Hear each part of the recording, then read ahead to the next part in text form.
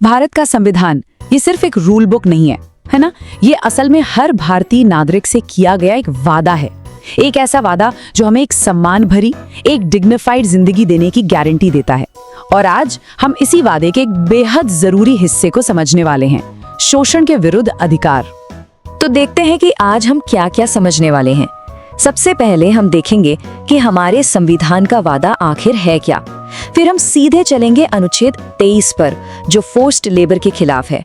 इसके बाद देखेंगे कि क्या सरकार कभी किसी से जबरदस्ती काम करवा सकती है। फिर आएगा अनुच्छेद 24, जो बच्चों की सुरक्षा की बात करता है। और आखिर में हम इन सबको जोड़कर देखेंगे कि ये कैसे हमारी गरिमा की ढाल बनते हैं। संविधान का पार्ट 3, जिसमें हमारे फंडामेंटल राइट्स हैं, उसे पता है क्या कहते हैं? उसे संविधान की आत्मा, the soul of the constitution कहा जाता है। और क्यों? क्योंकि यही वो हिस्सा है जो सरकार की पावर पर एक लिमिट लगाता है और हम जैसे हर नागरिक को एक सम्मान वाली जिंदगी की गारंटी देता है। और आज हम इसी गारंटी के एक बहुत ही पावरफुल हिस्से को डिकोड करने वाले हैं। गरिमा, स्वतंत्रता और न्याय, ये सिर्फ 3 शब्द नहीं हैं, बल्कि ये वो 3 पिलर हैं, वो बुनियाद हैं जिस पर शोषण के खिलाफ हमारा अधिकार खड़ा है। ये सिर्फ कोई कानूनी बात नहीं है, ये हर इंसान के सम्मान की गारंटी है।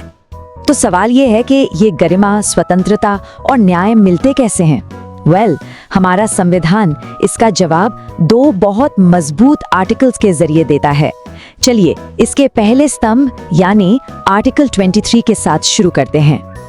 तो ये तो थी संविधान की ऑफिशियल भाषा, थोड़ी कॉम्प्लेक्स लग सकती है ना? चलिए इसे एकदम आसान शब्दों में समझते हैं। इसका सीधा सा मतलब ये है कि किसी भी इंसान से जबरदस्ती काम करवाना, उसे सामान की तरह खरीदना, बेचना या बिना पैसे दिए काम पर लगाना, ये सब कुछ पूरी तरह से बैन है और एक सजा योग्य अपराध है।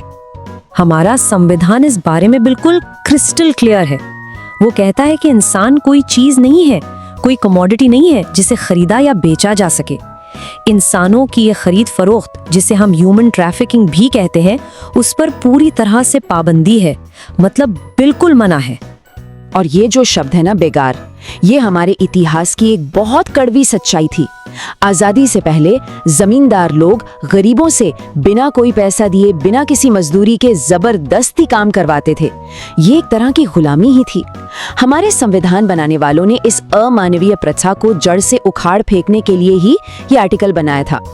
तो एक तरह से आर्टिकल 23(1) 3 चीजों पर सीधा सीधा ताला लगाता है। पहला, ह्यूमन ट्रैफिकिंग। दूसरा, बेगार यानी बिना पेमेंट के जबरदस्ती काम करवाना। और तीसरा, इसी तरह का कोई भी और फोर्स्ड लेबर। और सबसे जरूरी बात, ये साफ साफ कहता है कि ऐसा करना एक क्राइम है, एक दंडनीय अपराध है। ठीक है, तो हमने ये तो समझ लिया कि फोर्स्ड लेबर पूरी तरह से बैन है, पर क्या इसका कोई एक्सेप्शन भी है? क्या कोई ऐसी सिचुएशन है जहां ये अलाउड हो? जी हाँ, संविधान में एक बहुत खास सिचुएशन बताई गई है। तो सवाल ये उठता है कि क्या सरकार, मतलब स्टेट, कभी किसी नागरिक को कोई सेवा या काम करने के लिए मजबूर कर सकती है? इसी को कहते हैं कंपल्सरी सर्विस। चलिए देखते हैं हमारा संविधान इस पर क्या कहता है। तो इसका जवाब है हाँ, लेकिन कुछ बहुत ही सख्त शर्तों के साथ।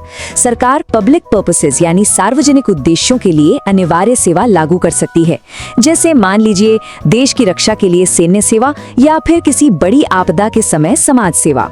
पर इसमें एक बहुत बड़ी शर्त है, वो ये कि ऐसा करते समय सरकार किसी के साथ भी धर्म, जाति, नस्ल या क्लास के आधार पर कोई भेदभाव नहीं कर सकती। तो इन दोनों के बीच का फर्क समझना बहुत जरूरी है। एक तरफ है फोर्स्ड लेबर, जो कि शोषण है, एक्सप्लॉयटेशन है, और ये पूरी तरह से प्रतिबंधित है। इनफैक्ट सुप्रीम कोर्ट ने एजियार्ड वर्कर्स केस में ये तक कहा कि किसी को न्यूनतम मजदूरी यानी मिनिमम वेज से कम पैसे देना भी फोर्स्ड लेबर ही माना जाएगा। और दूसरी तरफ है कंपल्सरी पब्लिक सर्विस। ये शोषण नहीं, बल्कि एक नागरिक का कर्तव्य है, एक सिविक ड्यूटी है, और ये तभी मुमकिन है जब इसमें किसी भी तरह का भेदभाव न हो। चलिए अब बात करते हैं इस अधिकार के दूसरे पिलर की। ये उतना ही जरूरी है और हमारे समाज के सबसे नाजुक हिस्से यानी बच्चों को सुरक्षा देता है। ये है आर्टिकल 24। ये आर्टिकल बहुत ही सीधा, सरल और पावरफुल है। इसमें कोई इफ या बट नहीं है, कोई शर्त नहीं। ये एक एब्सोल्यूट बैन है, एक पूर्ण प्रतिबंध। ये साफ कहता है कि 14 साल से कम उम्र के किसी भी बच्चे को किसी भी खतरनाक काम पर नहीं लगाया जा सकता। तो यहाँ जो सबसे जरूरी बात है वो है ये नंबर 14 इयर्स।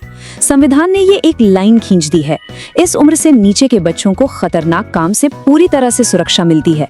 ये उनके बचपन, उनकी पढ़ाई और उनकी सेहत के अधिकार को बचाने के लिए एक संवैधानिक दीवार है। संविधान खास तौर पर फैक्ट्रीज और खदानों यानी माइंस का जिक्र करता है, पर वो यही नहीं रुकता। वो एक बहुत ब्रॉड टर्म यूज करता है, एनी अदर हैजर्डस एम्प्लॉयमेंट, मतलब कोई भी दूसरा खतरनाक काम। ऐसा इसलिए ताकि बच्चों को हर तरह के जोखिम से बचाया जा सके, जैसा कि MC Mehta versus state of Tamil Nadu case में हुआ था, जब सुप्रीम कोर्ट ने पटाखा फैक्ट्रियों जैसे खतरनाक कामों से बच्चों को बचाने के लिए कड़े निर्देश दिए थे। तो चलिए अब इन दोनों आर्टिकल्स को एक साथ रख कर देखते हैं और समझते हैं कि ये दोनों मिलकर हर भारतीय की गरिमा के लिए एक मजबूत ढाल, एक शील्ड की तरह कैसे काम करते हैं। ये टेबल इन दोनों आर्टिकल्स के फर्क को एकदम साफ कर देती है। देखिए, आर्टिकल 23 हम सब के लिए है, सभी लोगों के लिए। ये एक्सप्लॉयटेशन के खिलाफ एक जनरल प्रोटेक्शन है। वहीं आर्टिकल 24 खास तौर पर बच्चों के लिए है, एक स्पेशल प्रोटेक्शन जिसमें बिल्कुल कोई एक्सेप्शन नहीं है। तो एक है जनरल रूल और दूसरा है एक स्पेशल सेफ्टी शील्ड। और ये सब हमें एक बहुत जरूरी सवाल के साथ छोड़ जाता है। सोचिए, 75 साल से भी ज्यादा पहले लिखे गए ये शब्द आज भी हमारे समाज के सबसे कमजोर और जरूरतमंद लोगों के लिए सुरक्षा का सबसे बड़ा आधार कैसे बने हुए हैं। ये दिखाता है कि हमारा संविधान कितना दूरदर्शी और आज भी कितना रेलेवेंट है।